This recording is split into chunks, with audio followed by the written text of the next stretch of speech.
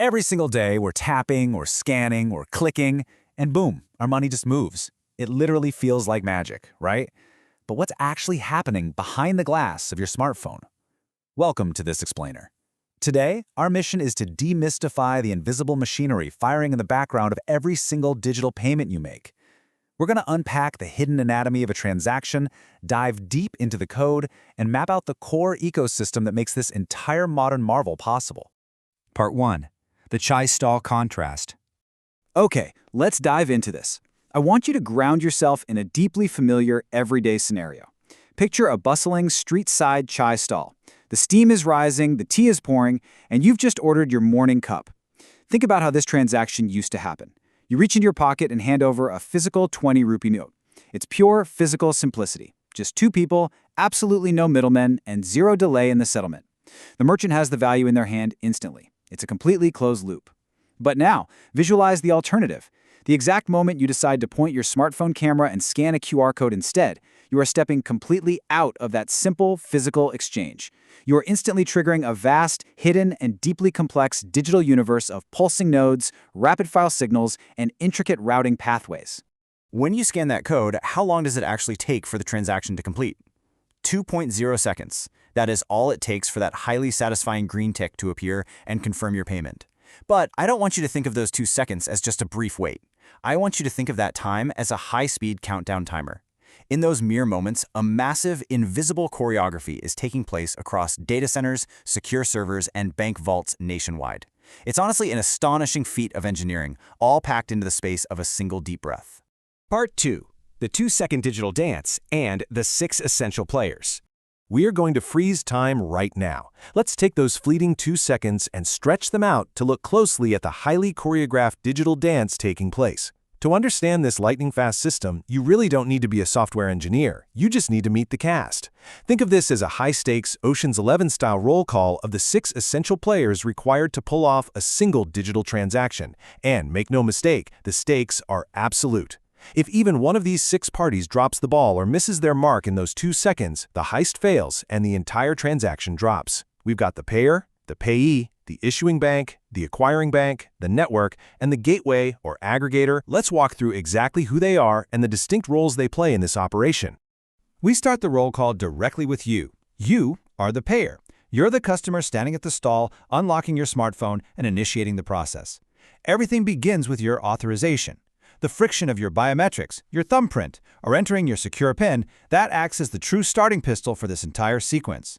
You are the catalyst, giving the green light for the money to begin its journey. Next, we have the payee. This is our hardworking merchant at the chai stall. They represent the ultimate destination point of this entire transaction. They've already provided the tea, and now they're standing like a figure stranded on a digital island, waiting on the other side of the void for those electronic signals to cross over and safely land as real, spendable value in their account. Now we enter the realm of the heavy financial institutions. Player number 3 is the issuing bank. This is your personal bank. Think of it as the secure, fortified digital vault that currently holds your money. It's the starting line for the actual funds. When you hit pay, you are essentially walking up and knocking on the heavy steel doors of the issuing bank. You're telling them to authenticate your identity, check your ledger balance, open the vault, and release the funds into the wild. On the exact opposite side of that exchange sits player number 4, the acquiring bank. This is the merchant's bank. If the issuing bank is winding up and throwing the ball, the acquiring bank is standing ready with a giant catcher's mitt. They act as the receiving vault, waiting to verify that the merchant is legitimate, securely catch the inbound digital currency, and lock it away safely before depositing it into the payee's account. But how does the money actually bridge the gap between those 2 separate, heavily guarded vaults in mere milliseconds? That brings us to player number 5, the network. The network is the crucial digital infrastructure making the connection between these banks possible. For the UPI ecosystem in India, this digital highway is operated by the National Payments Corporation of India, or NPCI. They act as the ultimate traffic controller, managing the massive infrastructure that routes these millions of messages flawlessly without causing a multi-bank pileup. Finally, rounding out our cast of 6 is the gateway, or aggregator. Think of companies like Razorpay. Without the gateway, the chai stall owner would be buried in a tangled mess of code, trying to build custom software to talk to 50 different banks and networks.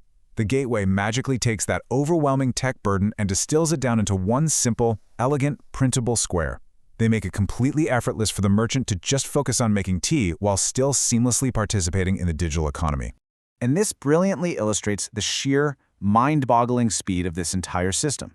Take a moment to really absorb this. 6 distinct players, perfect coordination, just 2.0 seconds. Every single time you scan a code, all 6 of those independent entities talk to each other, verify identities, check balances, route data securely, and settle the transaction literally before you can even put your phone back in your pocket. Part 3. The 3-layer infrastructure. Let's move to and see how this builds from the ground up. Now that we've looked closely at the microsecond reality of a single transaction, let's zoom all the way out to the macro architecture.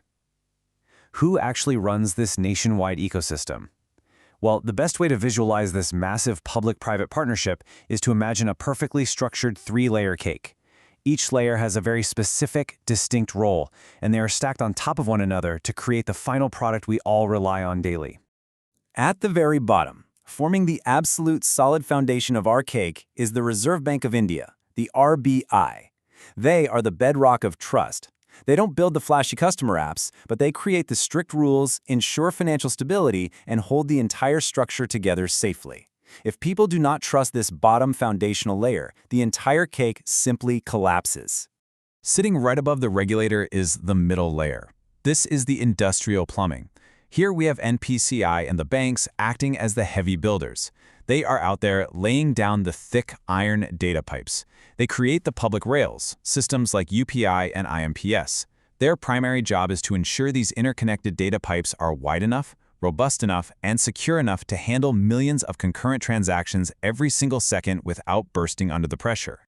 Finally, we top off the cake with the layer you interact with every single day, the top layer. These are the tech companies. In contrast to the heavy iron plumbing below, this top layer provides the icing, the slick, frictionless, perfectly smooth user interface. This is where you see familiar icons like PhonePay, Google Pay, or even apps like Swiggy integrating payments natively. They hide all the chaotic industrial plumbing underneath so that all you ever see is a simple, colorful pay button. Part 4. A global public good. So the crucial point is that understanding this unique 3-layer structure brings us directly to its massive global implications. Because the middle layer builder, NPCI, operates as a non-profit, India's core payments infrastructure can be offered as a public good, allowing UPI to scale globally. This is the absolute secret sauce. They aren't driven by extracting maximum profits from every single data packet that passes through the pipes. This model makes the entire system remarkably cheap, highly inclusive, and perfectly primed for massive scale.